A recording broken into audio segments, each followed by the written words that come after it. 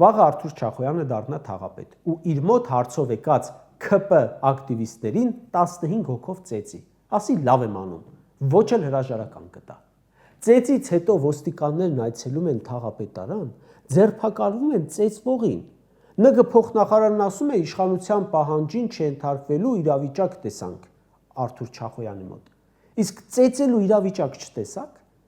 Ներքին գործերի այդ փոխնախարարը, որ ինչ որ մի օր չունենա պաշտոն եւ բռնության ենթարկվի, բայց հենց իրեն բռնեն ու պատժեն, որտեղ իրավունք կունենա բողոքելու։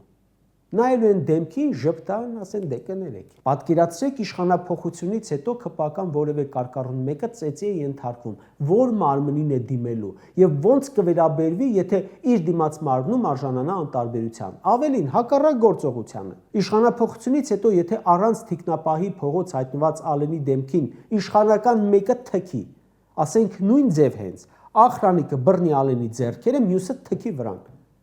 Ասեք մի կառույց, որ կունենա իրավունք այդ պաշտոնյային պատասխանատվության ենթարկելու, որտեղ Ալենը թքել է, դատախազություն ասել է, հանցակազմ չկա, քննչականն ասել է, հանցակազմ չկա, Նիկոլ ասել է լավ է անում, Ալեն ասել է լավ եմ արել։ Դուք ստեղծել եք մի համակարգ, որ վաղն էլ ձեզ վրա թքելը եւ ձեր նկատմամբ որևէ գործողություն հանցակազմ չպարունակի։